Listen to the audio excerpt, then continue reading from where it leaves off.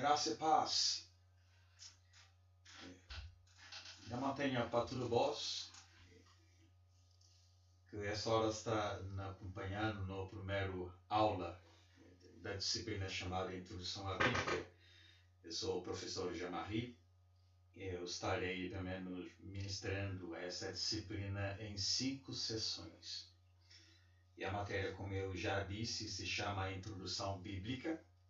E o objetivo deste curso visa fornecer uma compreensão abrangente de como a Bíblia chegou até nós, aprofundando o estudo das suas origens, transmissão, traduções e impacto cultural. O público-alvo é, claro, de forma acessível para os alunos de teologia, história ou interessados no tema. A metodologia, o que vai nos dirigir e orientar durante todo o curso, é que eu vou estar ministrando aqui palestras e expondo, e também algumas leituras dirigidas. Vocês já vão saber que livros vão estar lendo, também o que vai estar contribuindo justamente para toda a nossa aula. Também vai ter discussões em grupo e cada aluno termina justamente fazendo algumas tarefas. Fim de cada sessão vai ter tarefa para aluno, isso é fundamental.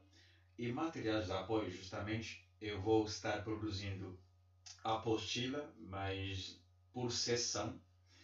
Aí vocês vão ler a apostila, depois da leitura vai ter algumas atividades para fazer.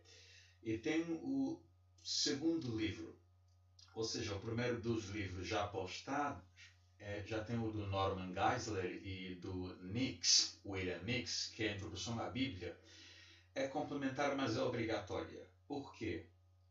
Porque o segundo, o mais volumoso, que é do Comfort, que é a origem da Bíblia, eu vou estar usando esse livro justamente para produzir a apostila. Então, o segundo, que é o menos denso, isso vai servir justamente como a leitura complementar obrigatória. Talvez eu traga algumas questões daquele livro para testar se realmente vocês estão lendo o livro. É interessante isso. O que eu vou estar ministrando hoje? Justamente é sobre a autoridade e inspiração da Bíblia. A nossa primeira sessão justamente tem esse tema.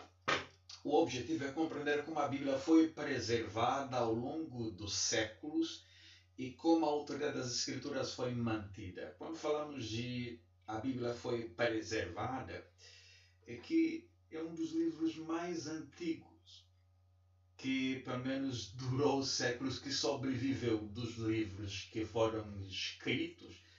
Poucos chegaram até nós, pelo menos da idade da Bíblia. E essa preservação da Bíblia não foi tão fácil, é um processo muito longo. E a Bíblia sofreu pelo menos várias perseguições ao longo da história, e perseguição mesmo para, de certa forma, ser abolida, exterminada, para não existir mais. Isso aconteceu. Se você percebe também ao longo da história, vários livros sofreram essa perseguição. A Bíblia também faz parte desses. E durante toda essa época, esse trajeto, permaneceu e ainda é um livro de autoridade. Tudo o que ela fala justamente tem que servir como regra de conduta para nós. O que de certa forma eu vou estar ministrando aqui é como um panorama, um apegado geral do que vai acontecer. Por isso que eu falei, é obrigatória a leitura da apostila e do livro do Norman Geisler. Então, a apostila e o livro do Norman Geisler vão se complementando um ao outro. Isso é obrigatório, essa leitura. O que eu vou estar falando justamente é só o panorama geral, destacando alguns temas principais. Neste caso, quando se fala de a preservação do texto bíblico, o papel dos maçoretas no Antigo Testamento. O que isso quer dizer? Maçoretas, todo mundo sabe, depois que termina o processo da inspiração, quando fecha o cânon do Antigo Testamento, surgiu-se o interesse de preservar os escritos que chegaram à comunidade judaica. E nisso começou-se a surgir várias escolas que, de certa forma, vão copiando, preservando, reescrevendo os escritos nessa forma de rolos ou pergaminhos ou papiros. Então, justamente, ou através de pedra mesmo. Então, são formas que a Bíblia vem sendo preservado desde os seus começos. E esses maçoretas, a palavra maçoretas, vocês vão ler justamente no material, isso significa, em outras palavras, tradição. Maçoretas são pessoas que, de certa forma, a gente vai estudar isso no futuro, é que o alfabeto hebraico ele só é formado de consoantes. E esses consoantes justamente seguiu a história. E chega um momento onde os maçoretas, de certa forma, para manter ou dar vida, como é que devemos pronunciar, e eles criaram justamente alguns códigos, pontinhos, que se você já tem acesso ao texto em hebraico, percebe que tem aqueles pontinhos. Pontinhos não são lá ao acaso, são justamente sinais que chamamos de maçoréticos. Então, esses maçoretas que justamente colocaram esses sinais maçoréticos a fim de preservar a escritura, eles dedicaram a vida copiando, transcrevendo, copiando para preservar. Porque os materiais, na época, eram muito assim, rudimentares, estragam fáceis. Então, tem que ter pessoas versadas nessa área que vão, de vez em quando, transcrever o texto sagrado ao longo da história. Inclusive, o Antigo Testamento sobreviveu justamente por causa disso. E quando a gente chega no segundo tópico, significa a confiabilidade do Novo Testamento. O Novo Testamento também é a mesma coisa. O Novo Testamento tem mais manuscritos que o Antigo. Quando falo de manuscritos, são essas cópias que os pais da igreja, os pais apostólicos, preservaram daquilo que hoje se compilou e formou-se o Novo Testamento. Então, estima-se pouco mais de 5.000 manuscritos do Novo Testamento que chegaram até nós. São muitos manuscritos. Há quem diga que hoje, se desaparecesse toda a Bíblia, só através das citações que os pais da igreja fizeram do Novo Testamento, daria para reconstruir o Novo Testamento inteiro.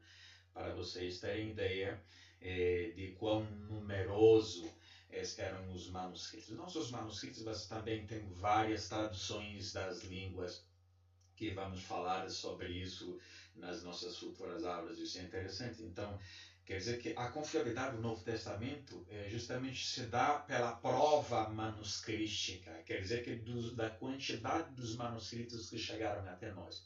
Qual é a vantagem? É que, para um bom historiador, quando você encontra pelo menos só duas fontes independentes falando do mesmo assunto, isso é mina de ouro para quem faz história.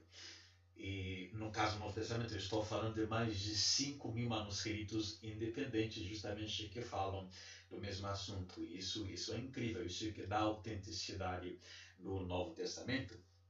Agora, no manual, na apostila, no livro que vocês vão estar lendo, destacou-se uma das expressões muito importantes sobre a inspiração.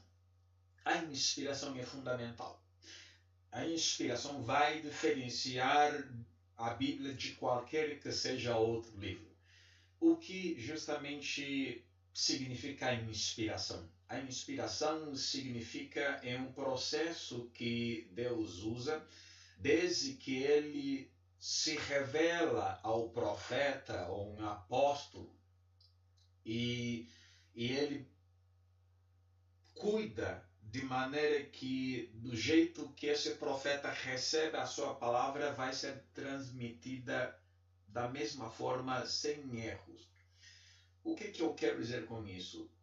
Quer dizer que Deus vai falando através de homens, mas Ele cuida de maneira que, desde a revelação até essa mensagem chegar ao público-alvo, que não contém nenhum erro, nenhuma falha. Isso é que chamamos de inspiração. Então, se acreditarmos que a Bíblia é inspirada por Deus, é como se Deus estivesse soprando as palavras nos profetas, e Ele cuida justamente do jeito que as palavras são sopradas, vão ser transmitidas daquela forma. Isso é que chamamos de inspiração. E também vamos acreditar ou crer de que a inerrância também faz parte desse processo. Se Deus que inspira as Escrituras, justamente as Escrituras são inerrantes. Em que sentido? No sentido de que quando Deus ele revela aos profetas e faz a todo custo de essa palavra ser transmitida do jeito que foi revelada. Razão pela qual é inerrante nesse quesito. Então, são conceitos muito fundamentais para quem lê a Bíblia, para quem estuda a Bíblia. Você precisa entender de que a palavra que nós temos hoje em mão, que a Bíblia é uma inspiração divina. É Deus soprando nos profetas, justamente eles registraram esse sopro, que é a inspiração. E nisso se torna inerrância quando a gente estiver em contato com o que estamos lendo sobre a Bíblia. Agora, uma coisa interessante sobre a crítica textual moderna e a preservação da integridade da Bíblia. O que significa crítica textual? Crítica textual, isso vai justamente destacar algo muito importante. E como eu falei, tanto o Antigo quanto o Novo Testamento, na verdade, a gente não teve contato com os escritos que os próprios profetas ou apóstolos escreveram. Mas, de certa forma, são cópias que a gente recebeu dos profetas ou dos apóstolos. E nisso, e são vários manuscritos. São vários. Como são vários, e houve esse cuidado para reconstruir justamente como aquilo que os apóstolos ou profetas receberam. Então, esse processo justamente se destaca uma disciplina chamada crítica textual. Isso é muito importante para quem quer levar a sério um estudo da palavra e que se envolve na questão de interpretação das Escrituras.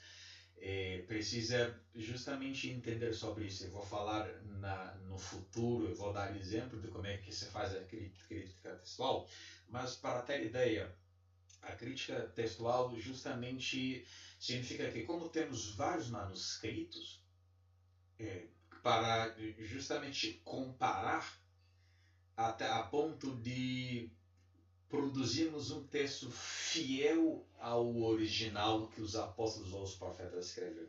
Então, justamente a crítica textual é disso que se trata. Isso faz com que a Bíblia é preservada a sua integridade.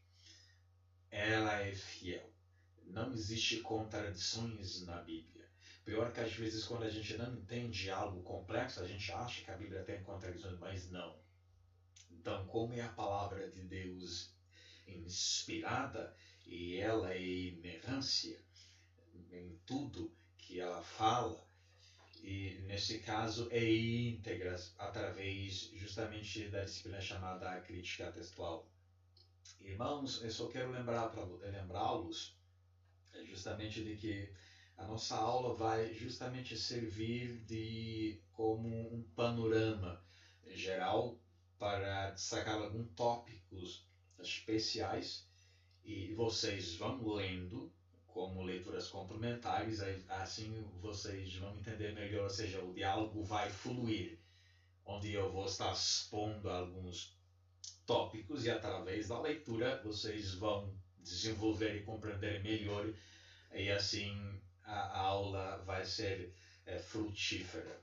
Então espero que Deus continue abençoando a vida de vocês e que tenham uma ótima leitura e uma boa aula. Não esqueçam, hoje ou amanhã vamos estar postando a apostila. E nessa apostila eu sempre vou estar acrescentando algumas matérias, né? Eu já produzi a primeira sessão, eu falei que são 5. Então a primeira sessão já está produzida, e depois tem tarefas, então leia com cuidado antes de resolver as questões. E lembrando de que o livro do Norman Geisler, isso vai ser a segunda leitura obrigatória depois da apostila, porque às vezes nas perguntas que eu vou estar fazendo vai ter algumas que não estão na apostila e vão estar no livro do Norman Geisler. O livro do Comfort, eu vou justamente usar esse livro como livro base, como livro texto para produzir a apostila. Então vocês não precisam necessariamente estar lendo para fazer as tarefas, ok? E que Deus continue abençoando a vida de vocês e que tenhamos uma assim excelente aproveitamento e que Deus ilumine o coração de vocês e que essa aula seja algo que vai acrescentando na sua vida. Que Deus abençoe. Um abraço.